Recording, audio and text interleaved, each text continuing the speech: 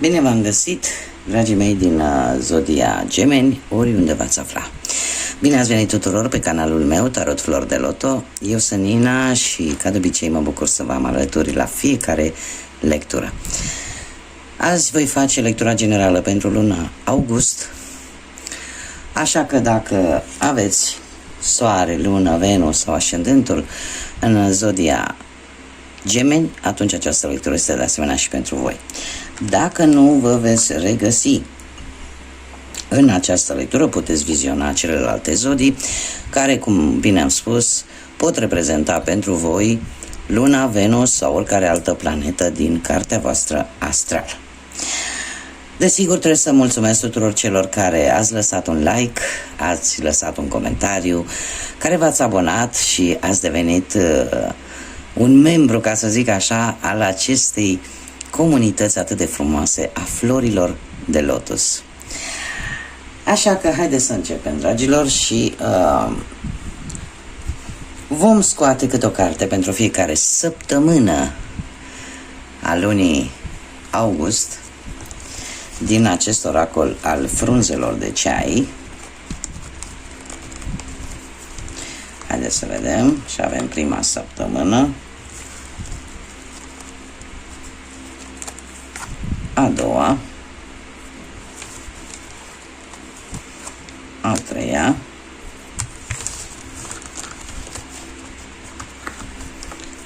și a patra săptămână. Haideți să vedem ce avem. În prima săptămână avem Torța, care ne vorbește de o dezvoltare spirituală, de o iluminare și o înțelegere foarte profundă, probabil a unei situații din viața voastră. Poate vă veți da seama de anumite lucruri care poate până acum nu le-ați văzut, sau poate pur și simplu veți redescoperi sau veți descoperi o anumită latură spirituală a voastră. De ceva care vă va ilumina mintea, gândurile, sufletul poate. În a doua săptămână a lunii lui august avem un pic de criză financiară. Un pic de criză financiară, probabil ceva probleme cu partea asta materială. Haideți să vedem ce vine pentru a treia săptămână. Da, o criză care în a treia săptămână a lunii august se pare că lucrurile se vor mișca, e adevărat, nu foarte repede, poate față de cum v-ați dori voi, se vor mișca destul de încet, dar cu siguranță veți reuși să rezolvați aceste probleme din punctul ăsta de vedere.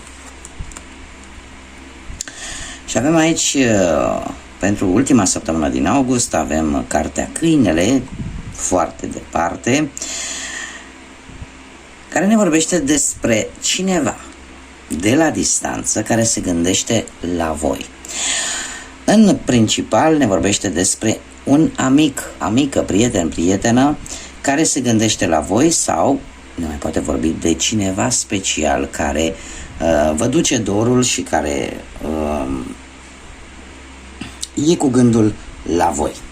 Haideți să vedem ce ne spune și acest oracol al cavalerilor de dragon, pe care eu l-am ales special pentru această perioadă de foc pe care noi o traversăm a lunii august. Un mesaj pentru Zodia Gemeni, te rog.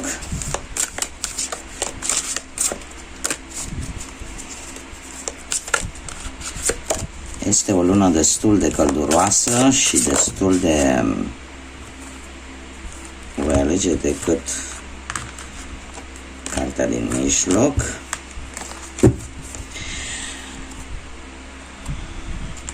Și îl avem pe îngerul Zadkiel și Grazalu, care este numele acestui frumos dragon, care ce ne spune? Ne spune așa: este timpul să devii un pic pasivă și să accepti noile începuturi sau noul început care vine către tine. Lasă deoparte tot ceea ce îți dorești sau ce ți-ai dorit până acum, ai răbdare și fii pregătită. Pentru că momentul potrivit vine către tine. Fiecare are timpul său. Este un îndemn, ca să zic așa, pentru această lună, pentru dragii de voi din Gemeni, de a încerca să ai mai multă răbdare și de a accepta noul care se îndreaptă către tine. Poate că îți dorești prea multe lucruri dintr-o dată, posibil și acest lucru. Și totuși acest mesaj vine să-ți spună că trebuie să ai răbdare, dar în același timp trebuie să fii pregătit, pentru că momentul potrivit vine atunci când trebuie, vine în timpul său. Și vedem foarte bine aici cu această carte a Țestoasei, dar lucrurile se mișcă încet, dar sigur, și se mișcă în direcția bună. Și atunci e un îndemn de a nu-ți pierde răbdarea, de a nu-ți pierde cumpătul, da? Și de a nu gândi, poate că ceea ce voi vă doriți, poate nu e ceea ce trebuie sau poate nu e ceea ce de fapt aveți nevoie, da? Și atunci trebuie să încercați să aveți mai multă răbdare și să așteptați, pentru că momentul potrivit se apropie de voi. Haideți să vedem și cu tarotul, să vedem ce energii, mesaje, sfaturi vin către voi, dragilor din Gemeni, în această lună august, în funcție de ceea ce gândiți, simțiți sau vă doriți. Ce vine pentru dragii mei din Gemeni?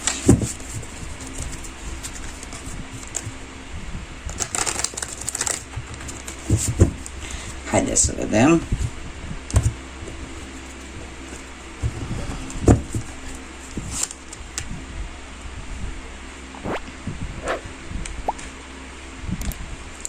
Să le facem un pic de loc. Și avem Soarele, 5 de cupe, 5 de monede, 7 de cupe și Luna. Avem două arcane majore. Două arcane majore opuse, aș zice. Avem Luna și Soarele. Haideți să le luăm pe rând. Și avem 2 de 5, care se repetă, ceea ce mie îmi vorbește foarte mult de schimbare, de o stare posibil de instabilitate pentru unii dintre voi sau de o curiozitate de a încerca noi experiențe. Ne mai poate vorbi de asemenea de anumite tensiuni sau cumva de acea necesitate de a fi un pic mai flexibil în a te adapta poate unei noi situații sau unei noi relații. Haideți să vedem situația actuală. Avem Soarele. Soarele care ne vorbește, e o carte pozitivă în general și care se pare că ceva ți-a schimbat viața într-un mod foarte pozitiv. Nu știu, poate ai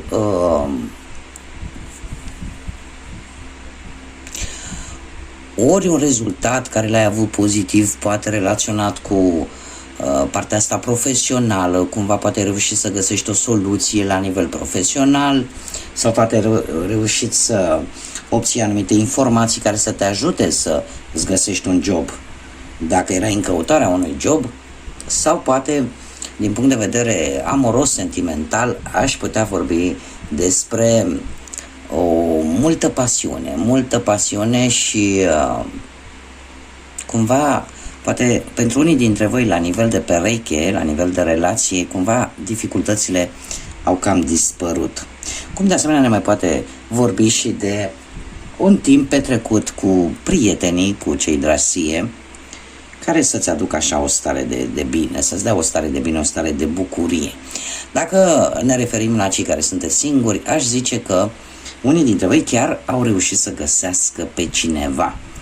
Da, au reușit să găsească pe cineva care să, nu știu, să vă însenineze așa chipul și să vă dea o stare destul de pozitivă. Acum, pe partea asta a muncii, avem un 5, primul 5 de cupe. Pe partea muncii, aș zice că unii dintre voi, în această lună august, vor avea anumite întârzieri din punct de vedere profesional. Nu știu, să aveți mare grijă la, mai ales cei care lucrați în funcție de ore, da? Care sunteți plătiți în funcție de câte ore lucrați, să nu se rătăcească anumite hârtii sau să nu vi se pun, cum să spun eu, ponteze orele exact pe care le-ați făcut în această lună. Cum de asemenea aș mai zice că e posibil pentru unii dintre voi să se anuleze o anumită promisiune din punct de vedere profesional. Da? Este, în general, 5-ul de cupe nu este o carte foarte, foarte pozitivă. Ne vorbește despre o decepție, ceva ce nu a ieșit atât de bine. Și nu știu de ce unii dintre voi e posibil să fiți blocați un pic din punct de vedere mental, poate, la nivel profesional, cu ceva din trecutul vostru, e ceva în trecutul vostru profesional care cumva vă cam blochează. Pe partea asta a bănuților, pe partea bănuților avem un 5 de monede. Un 5 de monede care ne vorbește de anumite lipsuri și vedem și aici cu această criză financiară. Trebuie să acordați un pic mai multă atenție la cheltuieli. Este într-adevăr ceva temporar, dar cumva trebuie să analizezi foarte bine ce depinde de tine și ce nu. Și cum de asemenea trebuie să analizezi și de unde poți primi un ajutor din punct de vedere material. De ce? Pentru că 5-ul de monede în general ne vorbește de adversități materiale, da? La modul general, despre un posibil, pentru unii dintre voi, de o pierdere de job sau de asemenea ne mai poate vorbi de a nu câștiga suficient pentru a-ți satisface nevoile curente, nevoile de zi cu zi.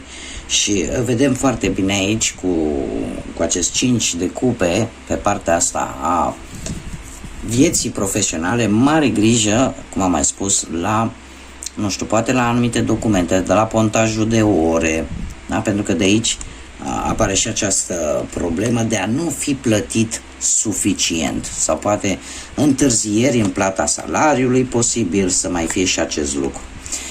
Ca și sfat, aș zice că nu ezita să ceri un sprijin, să ceri un ajutor pentru a trece de această perioadă. Pe partea asta dragostei, un 7 de cupe. Un 7 de cupe care ne vorbește foarte mult de o relație pentru unii dintre voi care este la început, unde totul este roz, unde totul este fascinant, unde te simți așa cu capul în nori și plin de iluzii.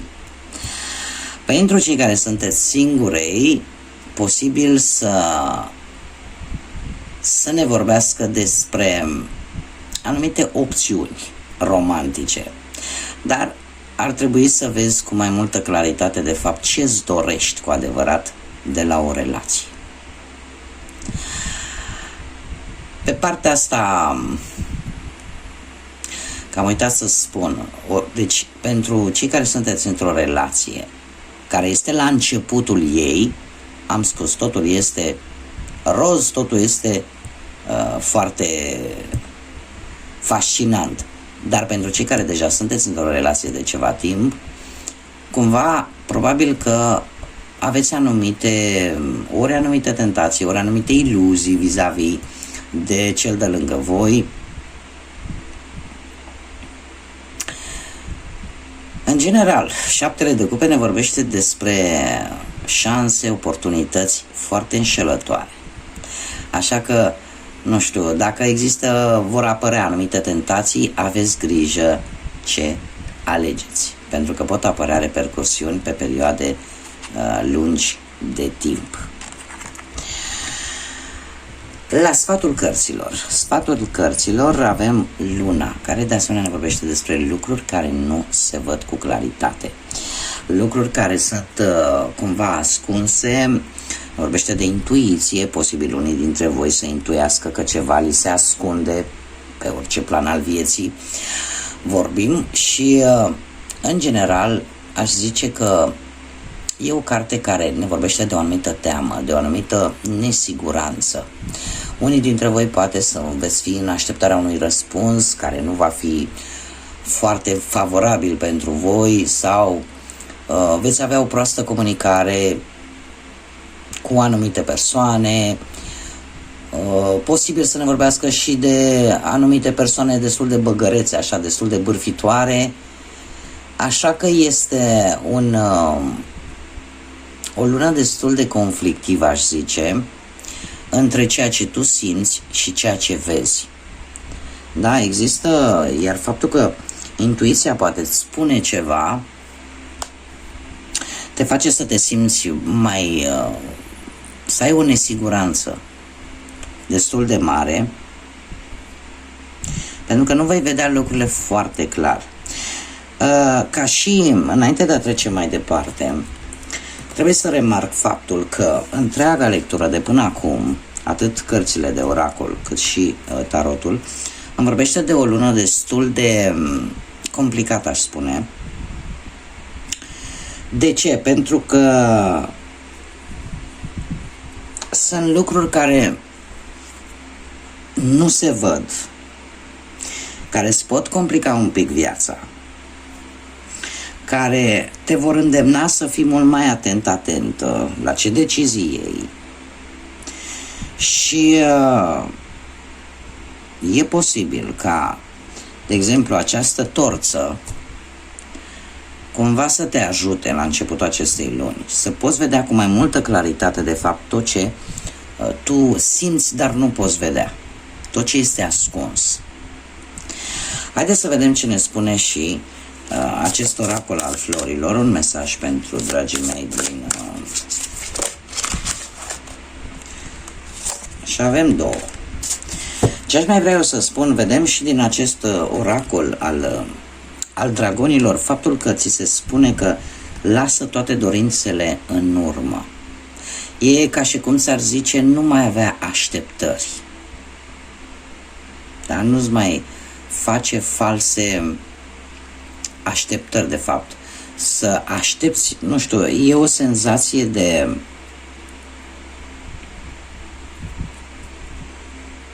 E un îndemn efectiv de a sta în așteptare, pentru că este o lună a schimbării. O lună în care pot apărea schimbări importante în viața voastră. Și să încerci cumva să nu grăbești nimic, să fii atent, să fii pregătit. E un îndemn care ți-l dă, dar în același timp să nu-ți mai faci false speranțe sau false așteptări. Bun, și avem aici eucaliptul, care ne vorbește de a primi cu brațele deschise. Spune așa: te-ai rugat cerând ajutor, acum trebuie să fii pregătită pentru a-l primi. E cam același mesaj cu acest înger Zadkiel.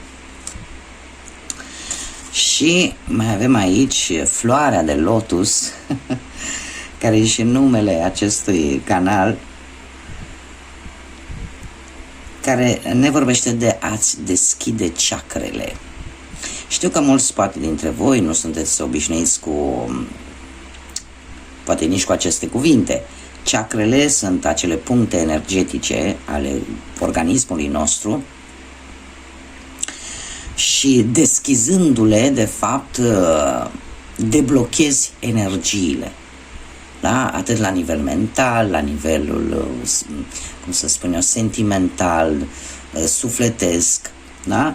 Și spune așa: deschizându-ți chakrele, vei adopta o poziție care îți va permite să primești o profundă înțelepciune. Cum o poți face? Sunt multe site-uri care se ocupă cu și pentru a ne face să înțelegem cum putem deschide aceste chakre. Îmi este mie foarte greu să o fac acum, dar pentru că ne vorbește de toate chakrele, care sunt 7 la număr și care au și ele fiecare culoarea ei. Și pentru cei care sunteți interesați pe domeniul ăsta, puteți să căutați și pe Google, da? Pe internet. Cert este că fiecare chakră are câte un rol important. Da? În primul rând, la modul general, te ajută poate să te vindeci spiritual, să te vindeci sufletesc sau să te vindeci fizic chiar. Da? Sau să capeți o mai mare și mai bună înțelegere a lucrurilor. De fapt, ăsta este îndemnul. Haideți să vedem ce numere angelicale am pentru voi, dragilor, în această lună august pentru Zodia Gemeni. Pentru Zodia Gemeni, numere angelicale pentru Zodia Gemeni.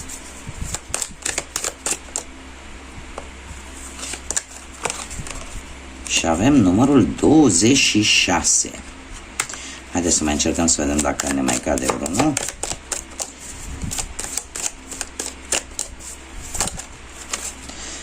Și avem numărul 26 și numărul 29. Fiți atenți și interesant. Bun, haideți să vedem cu numărul 26. 26 poate să reprezinte data de 26 a acestei luni, care să aibă o conotație specială pentru voi, sau poate acest mesaj e direcționat strict către persoanele care sunt născute într-o zi de 26. Ce ne spune?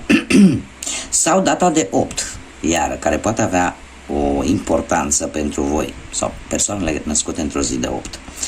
Ne spune așa: ai o mare dorință de a avea succes și de a te simți că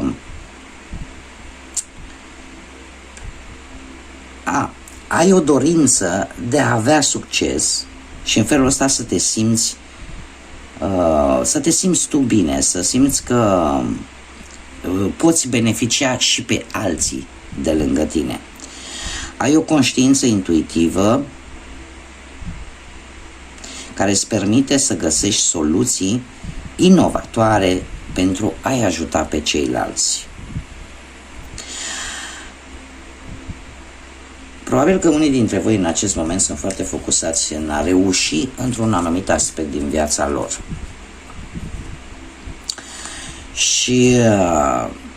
Dar în același timp, acest succes cumva are legătură și poate și cu anumite persoane din viața voastră.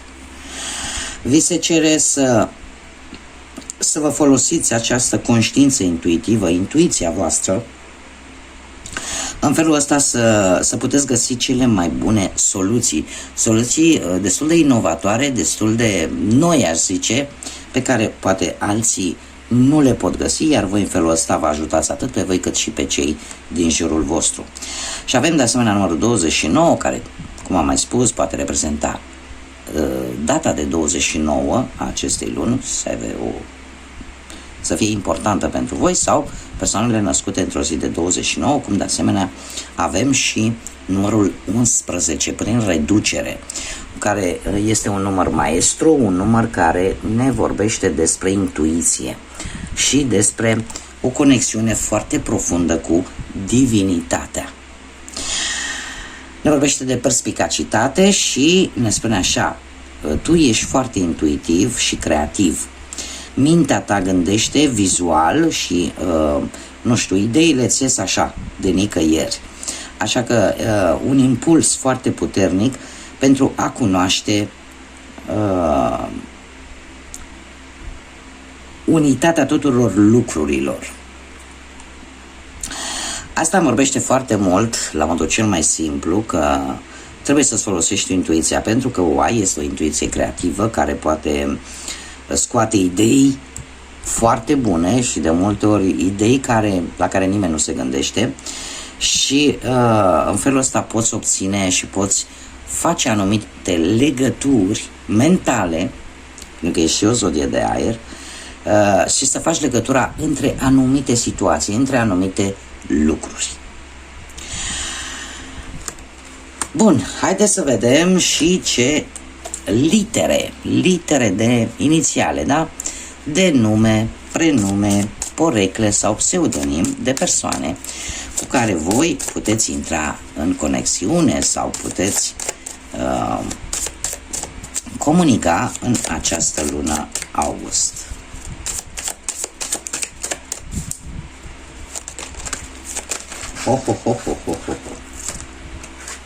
Ia să vedem dacă avem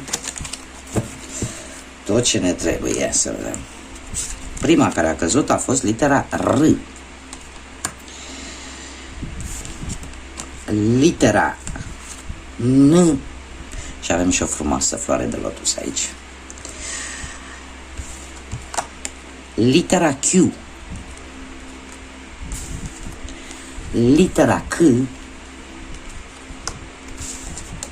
Litera Z. Și ne mai trebuie o literă care deja, chiar două, sunt întoarse. Și avem W. Și încă o dată nu. Și litera I. Am avut impresia că l-am scos pe I, dar nu.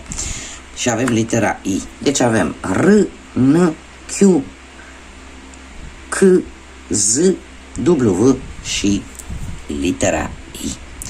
Bun, dragilor, aceasta a fost lectura generală pentru zodia voastră în această lună august.